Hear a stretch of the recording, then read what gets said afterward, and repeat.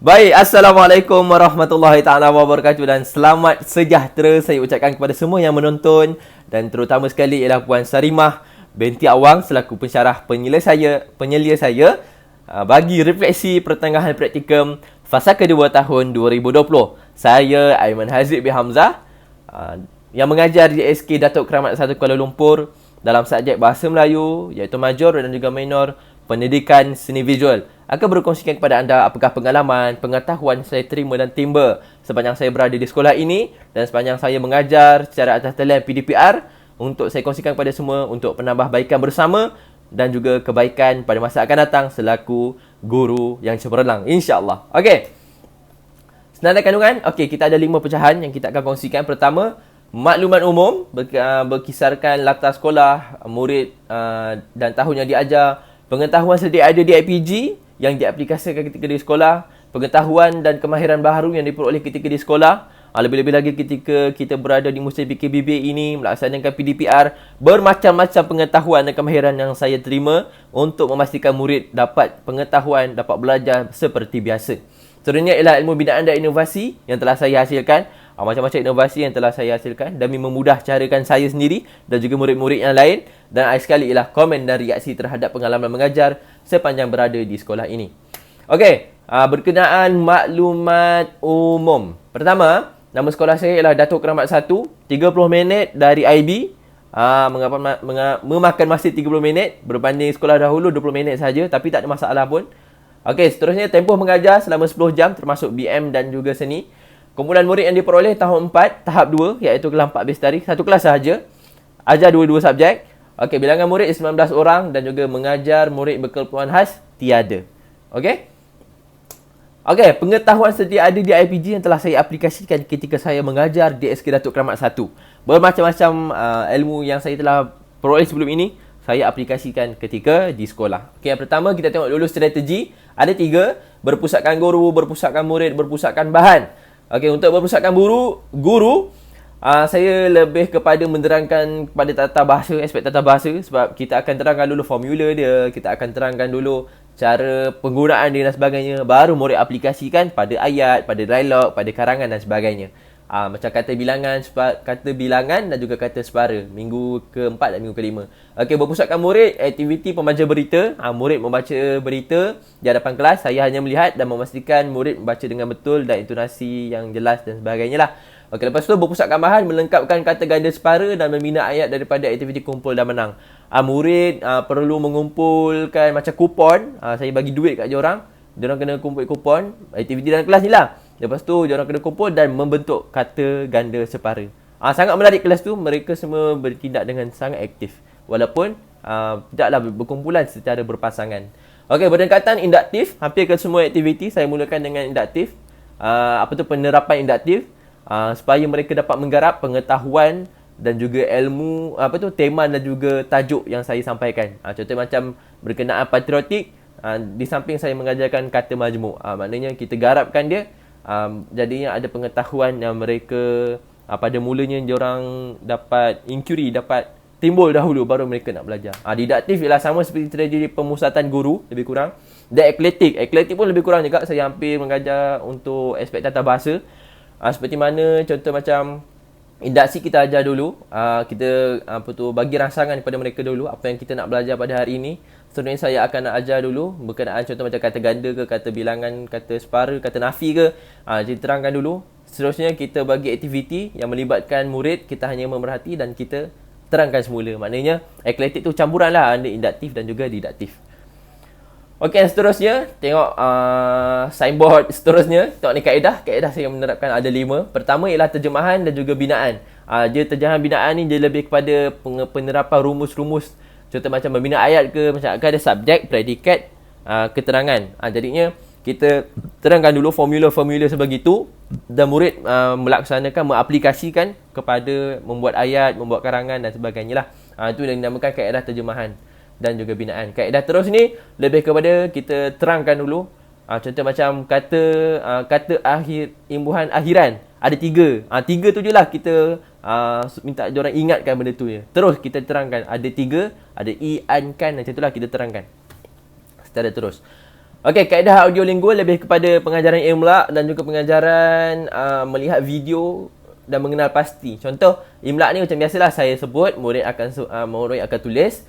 Kemudian macam video resepi ni, murid akan tengok di paparan video resepi membuat karipap. Jadi dalam tu ada beberapa kata bilangan kan.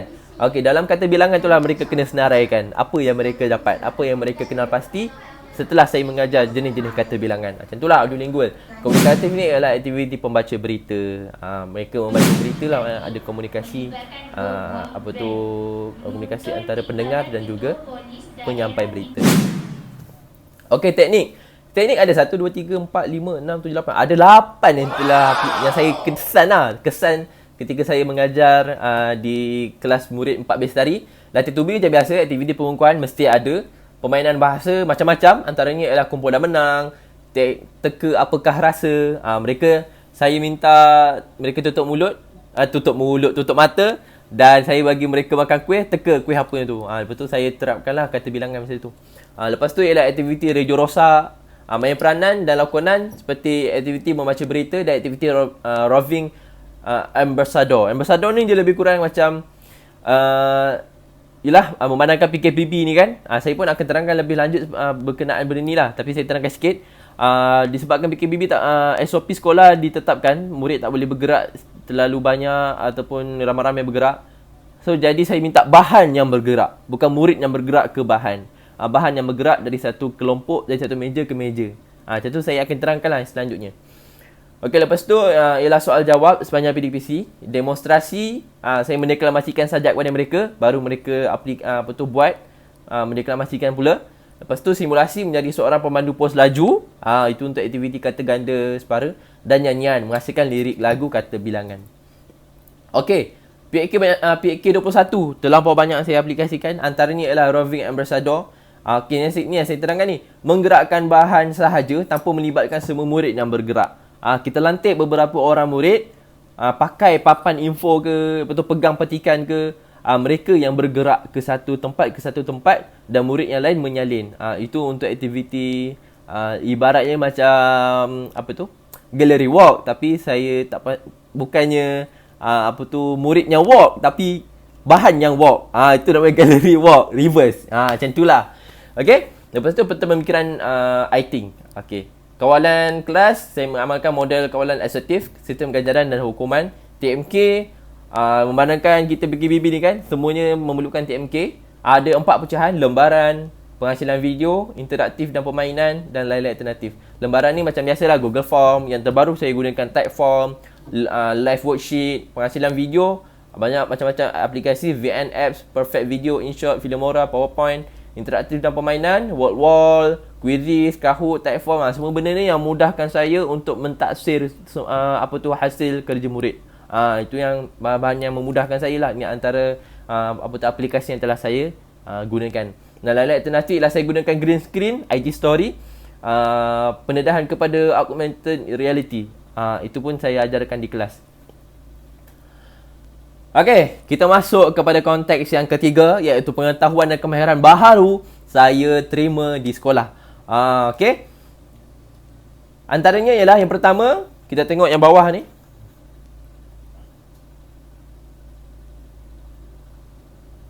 Okey,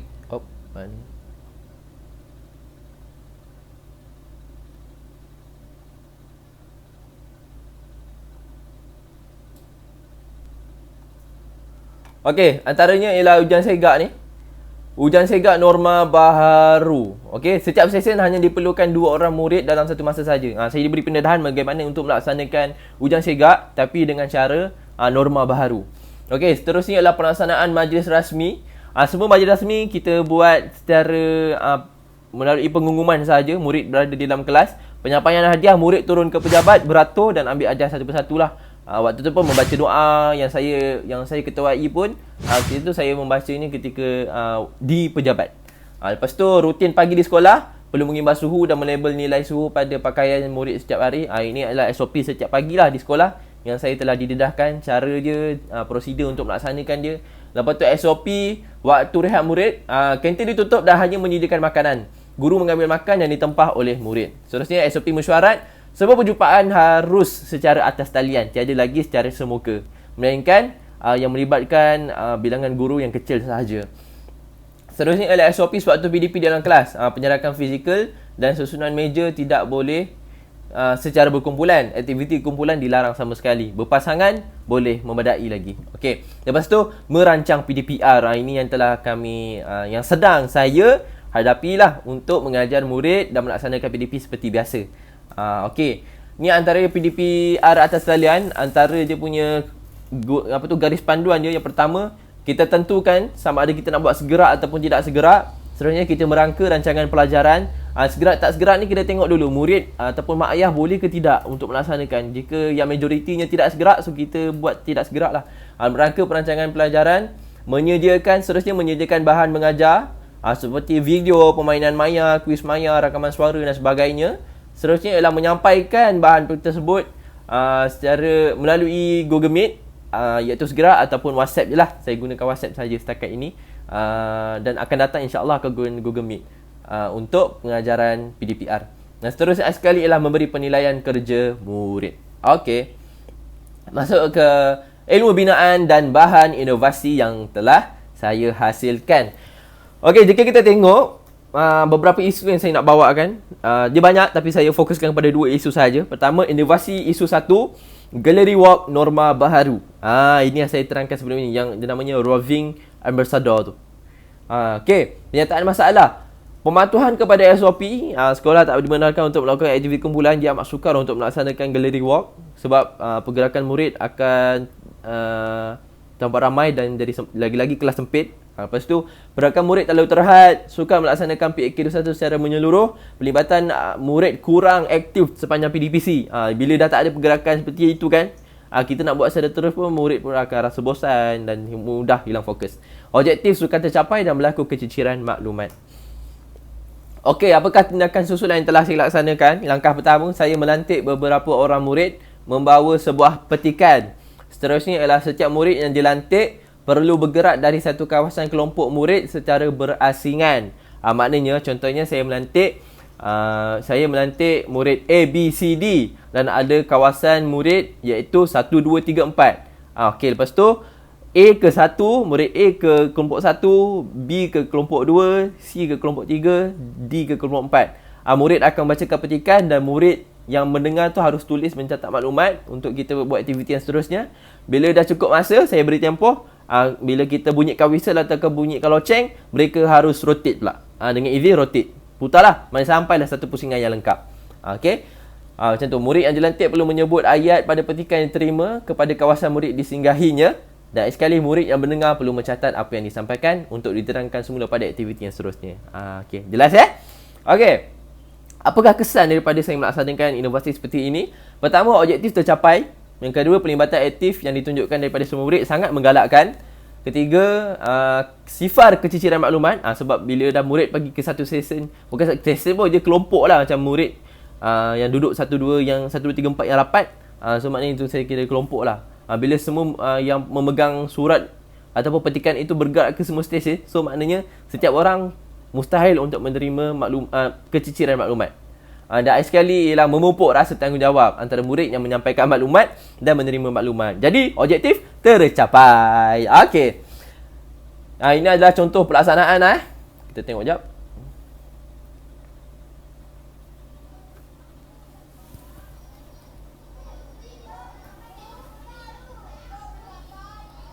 Ini antara yang mereka laksanakan lah. Murid seorang tu sebut petikan, yang lain tulis. Dia dalam kelompok-kelompok macam tu lah, maknanya yang berdekatan yang telah saya tetapkan. Macam tu. Okey. Selesai. Inovasi isu yang kedua pula ialah homework tracking. Tanam sifat tanggungjawab buat ibu bapa dan murid sepanjang PDPR. Apa masalah yang berlaku sebenarnya? Okey, macam ni. Sepanjang saya berada di PDPR ni, murid saya tidaklah terlampau macam menggalakkan untuk aktiviti Google Meet. Mak ayah pun macam tidak berapa bersetuju sebab agak sukar untuk mereka bersedia di hadapan laptop, memerlukan gadget. Tambah-tambah lagi bila saya buat waktu pagi, mak ayah banyak yang bekerja. Jadinya benda tu agak kesukaran lah. Jadi saya melaksanakan WhatsApp saja. Masalah daripada WhatsApp ni, pertama, murid ambil ringan dengan kerja yang diberi. Tidak pernah hantar tugasan sepanjang PDPR berlangsung. Memang ada. Hantar lewat walaupun tempoh diberikan agak panjang. Ibu bapa tidak mengingatkan anak murid. Sukar untuk membuat pentaksiran murid lah daripada semua benda yang kesan buruk daripada saya mengajar secara menggunakan WhatsApp ni. Dan sekali menjatuhkan motivasi guru sendiri untuk mengajar. Jadinya saya perlu mencari satu langkah bagaimana untuk mengatasi masalah-masalah sebeginilah. Lebih-lebih lagi berkenaan murid yang tidak mengantar tugasan itu. Kalau hantar tugasan saya pun dah kira bersyukur lah. Tapi ni kalau murid tak hantar juga jadi masalah lah. Okey, analisis isu. 20% sahaja murid yang memberi respon sepenuhnya sepanjang PDPR berlangsung. Seterusnya adalah kurang daripada 50% tugasan murid dapat direkodkan dan 60% murid gagal melengkapkan tugasan yang diberi. Itu agak menduka citakan lah pada awal PDPR dahulu. Jadinya saya ambil langkah susulan menyediakan sebuah senarai semak untuk dihantar ke grup WhatsApp ibu bapa 4 bestari bagi mengenal pasti kerja rumah yang mana lagi masih belum dihantar oleh anak-anak mereka. Jika kita lihat, tengok pada rekod semak tugasan ni, saya ada senarai nama murid dan saya ada buat checklist. Setiap tugasan saya bagi tu. Kita buat zoom sikit lah. Ni besar sikit. Kita tengok ni. Maknanya contoh macam imbuhan akhiran 19 Oktober. SPJ 5.2.1. BH merujuk kepada belum hantar. TH merujuk kepada telah hantar. Kalau macam telah hantar ni, saya bagi bintang gitu. Lepas tu yang belum hantar, saya buat tik macam ni lah. Jadi murid tahu mana yang mereka belum siap, mana yang mereka yang dah siap, yang perlu disiapkan dan sebagainya lah. Bila saya hantar ke grup WhatsApp, tu maknanya mak ayah tahu anak-anaknya tak siap yang mana dan minta saya hantar semula tugasan jika ada keciciran maklumat dan sebagainya lah. Jadinya apa kelebihan homework tracking ni? Pertama, memudahkan ibu bapa untuk mengenal pasti kerja rumah murid dihantar atau tidak. Maklum balas segera kerja rumah terus dihantar selepas ditunjukkan senarai semak. Yang betul bila saya dah tunjuk tu, yang lain yang tak hantar tu jadi akan dengan izin trigger lah. Jadi mereka akan hantar dengan segera jugalah. Yang betul meningkatkan motivasi murid untuk sama-sama menyiapkan tugasan seperti rakan yang lain dan memudahkan saya, iaitu memudahkan guru membuat pentaksiran mingguan. Kesannya nampak ni 5, alamak, sepatutnya silap ni. Slide tak muat. Apa tu? Terlebih pula. Dia 15 sebenarnya. 15 daripada 19 orang murid berjaya menghantar ke semua tugasan yang pernah diberikan. Peningkatan sebanyak 90%. Alhamdulillah. Ini hasil inovasi yang telah saya hasilkan lah. Walaupun nampak bendanya usahanya sikit, tapi memberi impak yang begitu besar buat saya dan mungkin untuk juga guru-guru yang lain jika ingin boleh aplikasikan sama seperti saya. Okey, inovasi-inovasi lain yang saya telah hasilkan antaranya seperti penghasilan augmented reality. Augmented reality ni seperti macam ada bahan homogram di atas kepala mereka ke, di badan mereka ke, yang memudahkan mereka untuk saya melihat. Contoh macam ni, saya ajar itu pakaian ataupun aksesori tradisional. Saya menggunakan augmented reality lah, seperti video ini.